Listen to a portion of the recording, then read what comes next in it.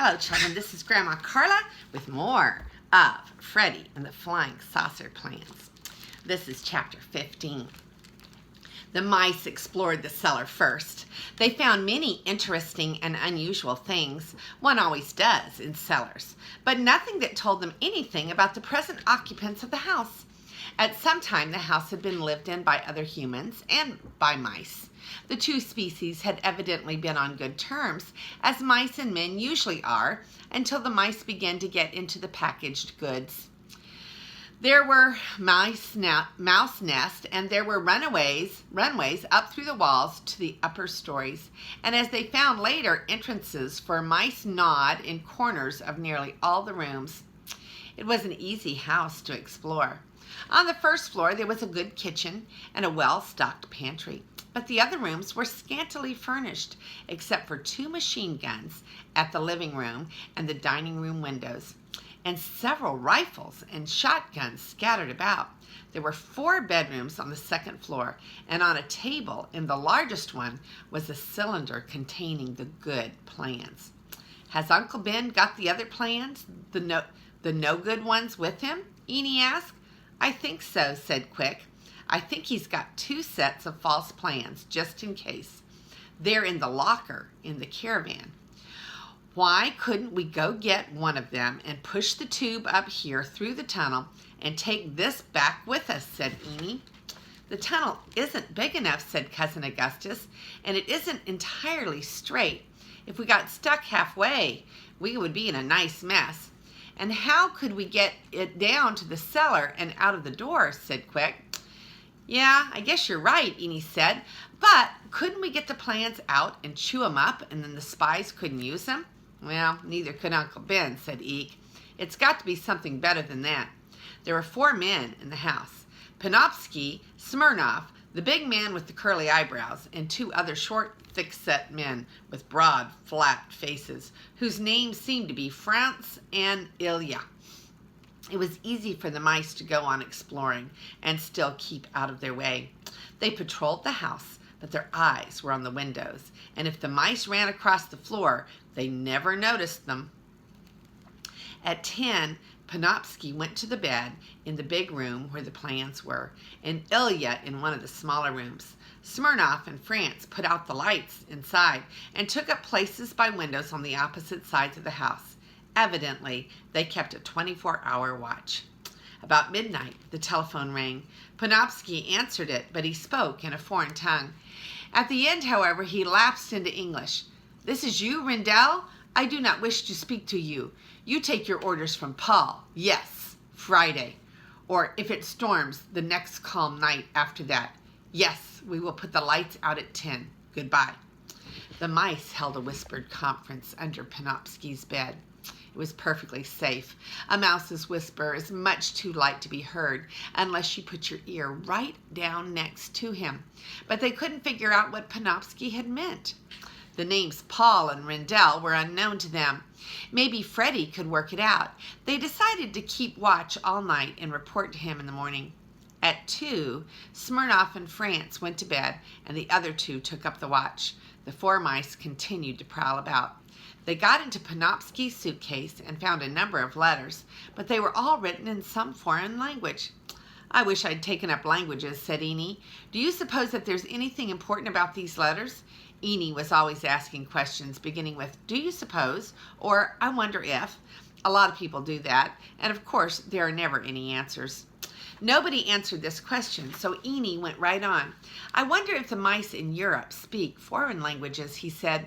He waited for comment, and then none came. And then he said, they say foreign languages are very hard to learn, so probably they don't, he said. So is English a hard language to learn, said Cousin Augustus with a sniff. I wish you'd learn to talk sense in it. Eenie got mad and went off into Smirnoff's room. The big man was sleeping on his back with his mouth open. On the table beside the bed was a glass of water and a pistol and an open box with some pills in it. Wonder if I can make a basket, said the mouse to himself, and he giggled, and he picked up one of the pills in his paws and tossed it neatly into the open mouth. Glug, said Smirnoff, and he sat up suddenly and glared around him, feeling of his throat. "Score 2 for our side," said Eenie to himself. He had jumped down and was under the bed. He had to stay there for about 10 minutes while the big man put on the light and looked around to find out what had happened. When things had quieted down and Smirnoff was asleep again, he was on his side now, and his mouth was tightly closed with one hand over it. Eenie got back on the table. He thought it might be a lot of fun to shoot off the pistol, but he couldn't find the safety catch, and that was a good thing for him, because if he had pulled that trigger and the pistol had gone off, the recoil might have knocked him across the room.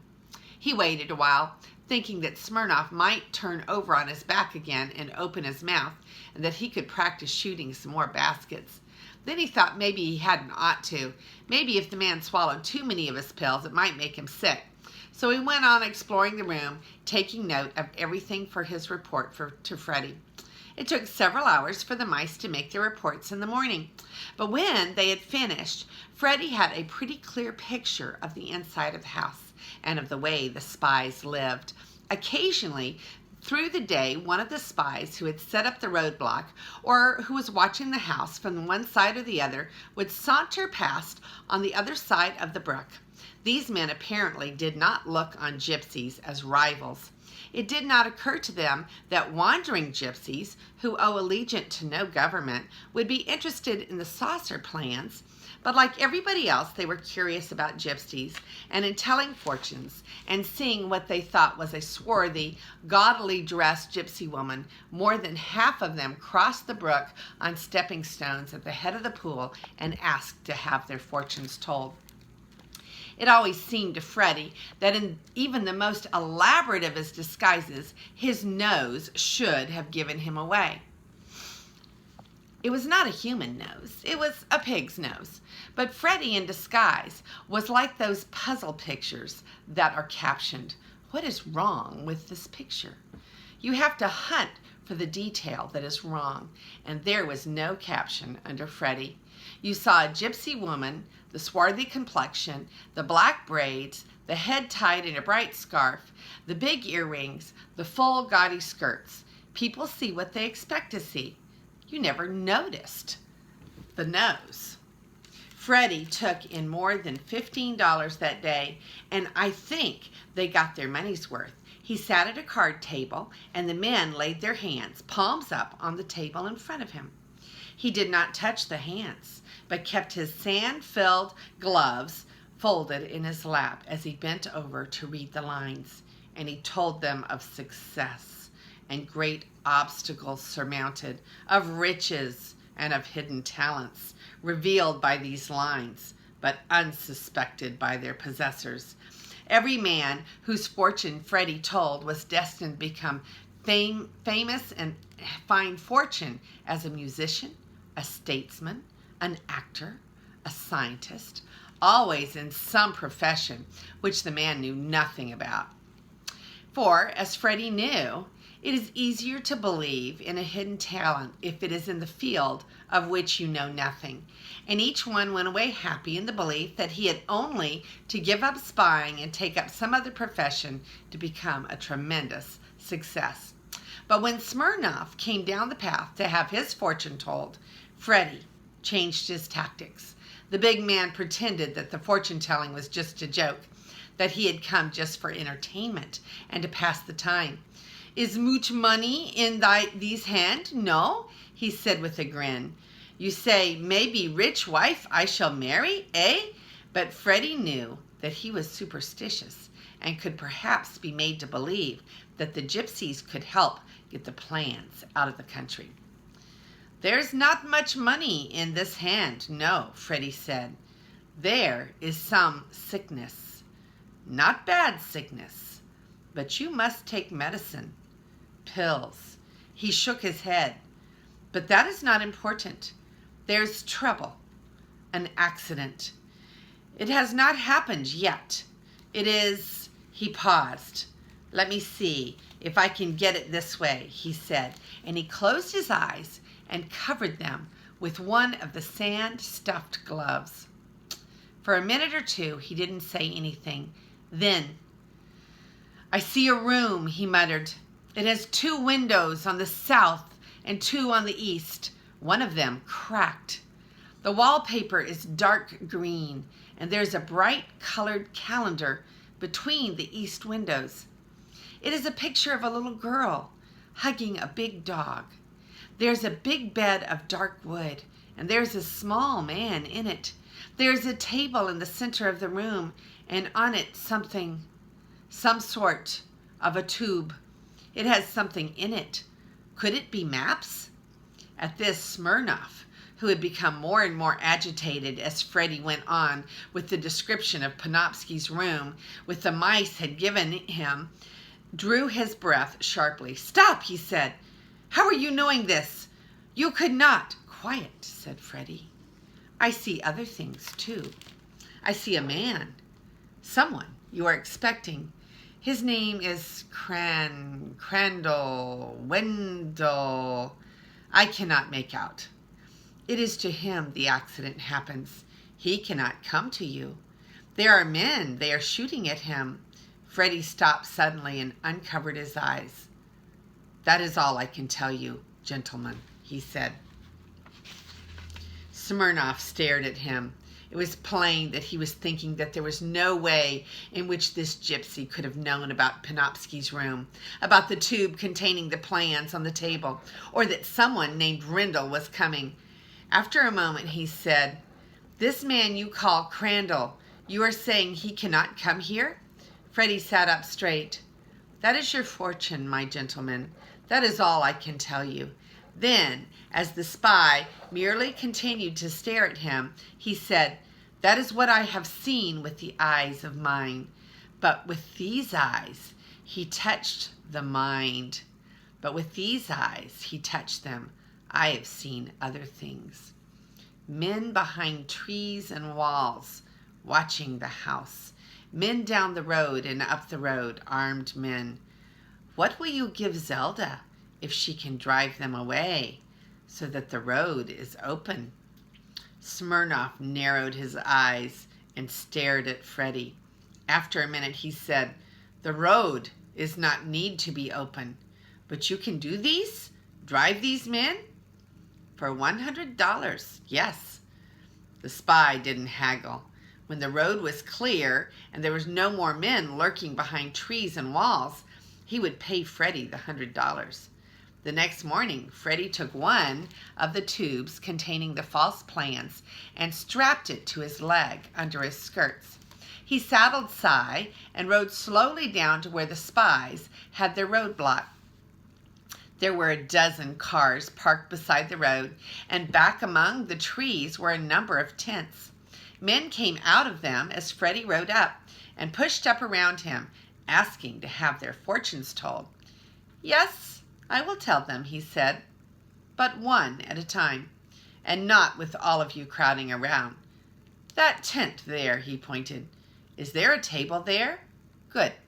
I will go there." So he dismounted and went into the tent and sat down at the table. The first man was short and slant-eyed. Freddy thought that he was some Asian. The others came up close to the door to listen, but Freddy shooed them away. Then, when nobody could hear what he said, "Listen," he muttered. "I have the flying saucer plans. Do you want to buy them?" "You have them?" the man exclaimed. Freddy reached under his skirt and pulled out the tube. He took the cap off and pulled out the roll of plans part way out and let the man assure himself that they were what he said they were. "How did you get these?" the man demanded. "I have known this house many years," said Freddy. "There is a secret entrance. But what does that matter to you? Do you want them?"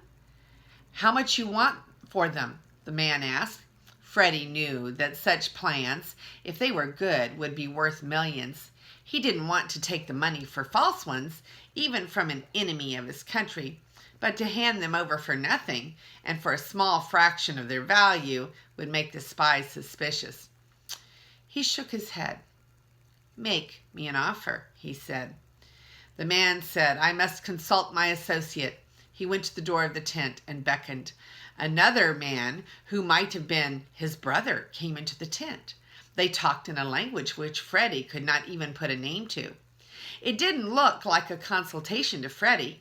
It sounded more as if the first man was giving orders to his associate. And after a minute, the latter went away. "We will pay you generously for these plans," said the first man, coming back to the table. "But you must understand that we do not have a large sum of money with us. We will have to arrange." He broke off as a car starter whined briefly and then merged into the roar of a racing engine. He hesitated a moment and then suddenly grabbed up the tube and shoved the table hard into Freddy so that the pig went over backwards in his chair and he dashed out of the tent. Freddy picked himself up, shook out his skirts, and ran after him. The second man was at the wheel of a big car which was already in motion. The first man, with the tube in plain sight under one arm, was running beside the car, holding to the door handle. As he scrambled in, Freddy began to yell. "Stop him!" he shouted. "He's stolen the plans! He's got the plans of the flying saucer!" All the men who were waiting to have their fortunes told suddenly ran for their cars. 2 men with walkie-talkies were shouting excitedly to them. And the other men, having seen that something was going on from where they were watching up the road or out in the field, suddenly appeared and were dashing for their cars and motorcycles, which had been parked wherever there was a little cover behind walls and among bushes and trees. In 2 minutes, they were converging on the road, down which rushed the stream of cars in pursuit of the thieves. In 5 minutes, the landscape, which had been alive with running figures, was empty of men, and the roar of the speeding cars died away to the east. Freddy called Cy, hopped into the saddle, and went back to the camp. Oh my goodness, they got rid of all of those spies in one fell swoop. And here is the little mouse trying to make a basket in the man's mouth, and he succeeded in feeding him the pill. And then here is Freddy pretending to be the gypsy woman. Let me see if I can get it this way, and closed his eyes. So there's Freddy with the hand over the face, and there's the man waiting to have his fortune told. And that is the end of chapter 15. Next time we'll read chapter 16. This is Grandma Carla, and I love you.